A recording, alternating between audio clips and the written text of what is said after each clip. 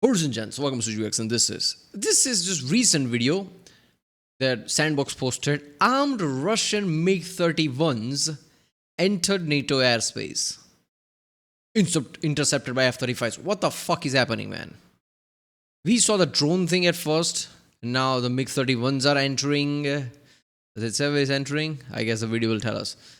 So, what is Kremlin thinking of? What is Russia thinking of? I don't know, man.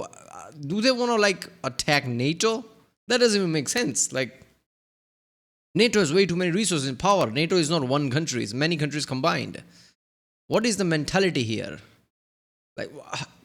You can never know. We can sit here and analyze things, but you can never know when you're the guy who's sitting as a general, military. Is Putin the one makes military decision when it comes to military? Or is there a military general who makes it? I don't know. But if you're the guy who's sitting there and in war, war room in front of a map with all your resources you have, you don't know what that guy is thinking, because that guy probably has a vision of how many resources I have, how many weapons I have, how many different things I have, which geopolitical way I can put pressure somewhere, what I can do before it goes too much. Obviously, that's a gamble. It doesn't always work out the way you think. But that guy knows what to do, what not to do. We can't really process all that because we are not standing there. We don't have the layout of how many things we have, how many things Russia have, and things like that, right? So I don't know what Russia is thinking. Are they trying to put a message out? Are they trying to do a specific goal? Why are they taunting NATO? I don't know. But this is scary times, man. NATO versus Russia, it might be too big of a war, right? Yeah, it's going to be interesting. Let's watch this one. Russian MiG-31 fighters entered NATO airspace earlier today, on September 19th. Now, these MiG-31s reportedly flew into Estonian airspace on course toward the nation's capital of Tallinn. Oh, not these three countries, man. Oh, Estonia, Latvia, Lithuania, these are the, risky countries, right? Because they're cut off in a certain way. If they get invaded, right? I think I watched real life lore video. I don't know which one of the geopolitical video. If these three countries get invaded by Russia and Russia somehow captures it, NATO's response have to be faster, because it's cut off by Ukraine things. It's very vulnerable countries. So Russia flexing at Estonia and things, that's kind of I don't know what to think of that. Why did they do that here, though? It's Poland is near Ukraine, makes a different thing. Why did they fly from St. Petersburg to Estonia? What is even that? Before circling inside the nation's airspace until they were intercepted by Italian F-35s deployed to Estonia in support of NATO's Baltic air policing mission. Now, the MiG-31s reportedly spent a total of 12 minutes inside Estonian airspace with their transponders turned off, which seemingly demonstrates that this wasn't an accident, and really makes me reconsider my position that the Russian drone incursions into Poland and Romania in recent weeks may have been the result of incompetence rather than incredibly ill-advised probing operations. Yeah, even I'm the kind of guy who sees a bush moving and I'm it must have been the wind. No, there's a lion there. I don't jump at paranoid type of things. It must be some planned things and shit like that. But even I was no way that's a mistake. Those drones must be an actual thing. It's not a mistake, because Russia might be checking where the lines are. How much can I push before NATO does something, right? They're trying to check the layout, and even I was thinking that. So there's no way that's a mistake. There's another element now I'm thinking of after hearing this. How much in control of the military Russia is after all this. For all we know, Russia from inside might be damaged enough that some people are just going rogue. Not people, command structures, and doing their own thing. Obviously, Kremlin would get pissed off and take control of things eventually, but they might be just doing their own thing before Kremlin realizes. They're what the fuck are you doing this? Because if that's happening, that's much scarier point, which means Kremlin and Moscow has lose control of its own military. That's probably not going to happen. That's an extreme version I'm thinking of. That's probably not going to happen. But if that happens, imagine that shit, if that happens, right? But then again, probably not true, because that's an extremity, right? Chances of that happening is very slim. operations. Now, this direct incursion into the airspace of a NATO ally certainly does seem like an intentional provocation, especially considering Estonia's capital is less than 100 miles away from the Russian border. That means even That's only these 100 jets miles? could feasibly strike Estonia's capital with weapons. What the That's only 100 miles? This? How small is Estonia, man? That means even these jets could feasibly strike Estonia's capital with weapons like the Kinzhal air-launched ballistic missile without even leaving Russian airspace. So their presence over Estonia then was probably meant to send a message. Now, it does not appear that these aircraft were armed with Kinzhal missiles, but the MiG-31 is the primary platform used to deliver these weapons, making the choice to use MiG-31s for this incursion also seem pretty intentional. Kinzhal is a nuclear-capable weapon, after all, so the message Russia seems to be trying to send could be pretty clear. NATO should be very wary of Russia. By the way, we are attacking Ukraine. NATO and like US and everybody supplying weapons to Ukraine. Yeah, we're gonna nuke Estonia. And Estonia is like, what the fuck? What? Are we going to nuke Kyiv, Ukraine? Are we going to nuke like some other? No, we're gonna nuke Estonia. What message is even that? Attacks, especially nuclear ones. So, the same thing that they've been repeating every week for more than 3 years now, except this time they hoped to intimidate one of the smallest militaries in the NATO alliance, a nation with no fighter aircraft of its own and fewer than 7,000 total active troops in the former Soviet state of Estonia, which has been a NATO ally since 2004. Now, the MiG-31 is to some extent an evolution of the MiG-25 that the West once believed was something of a super fighter, prompting the development of America's F-15 Eagle. The MiG-25 was known to reach extreme speeds, Mach 2.8 at high altitudes, and even Mach 3. Yeah, Foxbat, it's not a fighter, but for what it's supposed to be, intercepted, it's really fast and it's like insane. I mean, it's not what US thought it is, but it's like its speed and everything is there. Point two, if your engineers don't mind rebuilding the engines after. The MiG-31 does share a superficial resemblance to its Foxbat precursor, but made changes to both its material construction and aerodynamics to allow for sustained supersonic speeds at lower altitudes and, more importantly, added durability at the expense of top speed. It also came with improved avionics and a second seat in the cockpit for a weapons systems officer, allowing the jet to conduct more complex combat operations. Though when I say improved, it is important to remember that even the more modern MiG-31 has been flying for a whole half-century now, so it's not exactly a cutting-edge piece of aviation technology. The MiG-31 BM has, however, seen a slew of pretty modern upgrades, including a new multi-mode radar, color multifunctional displays in the cockpit, and a digital data link. The MiG-31K is really a MiG-31 BM with modifications specifically to carry one Kinzhal air-launched ballistic missile under the center line of the fighter, a weapon that Russia tried to convince the world was a modern maneuverable hypersonic missile, but in reality is little more than an air-launched version of Russia's long-serving Iskander-M short-range ballistic missile.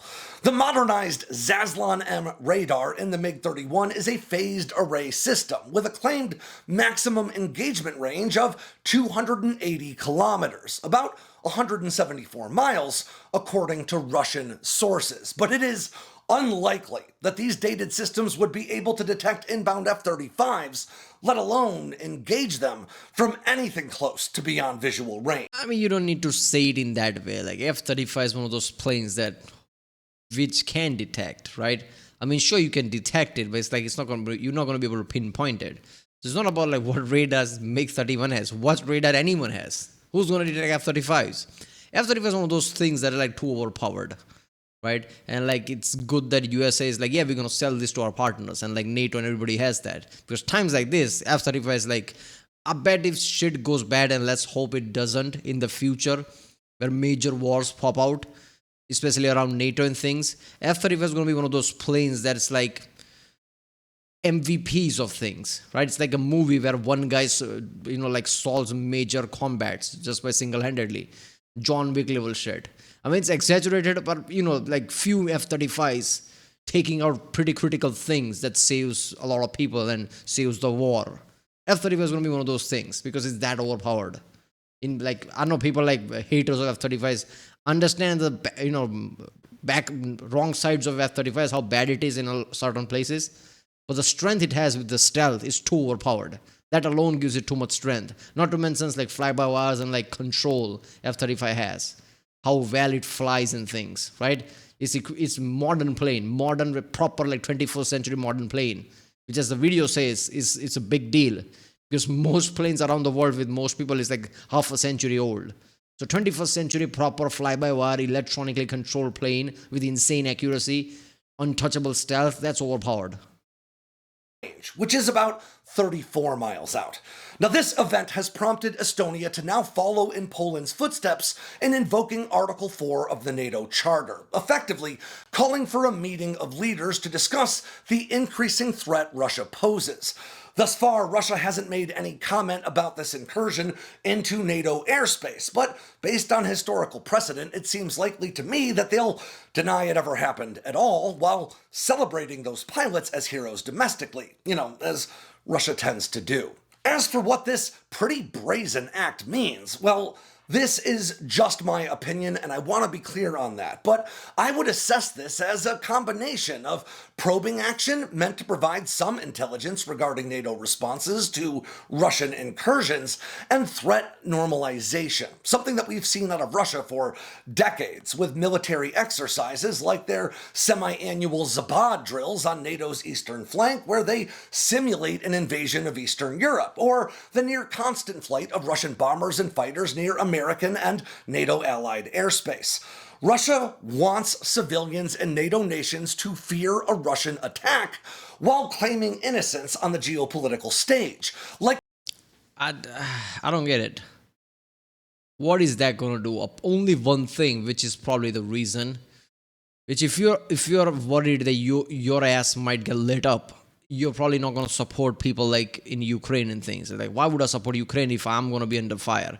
That is the only thing I can think of.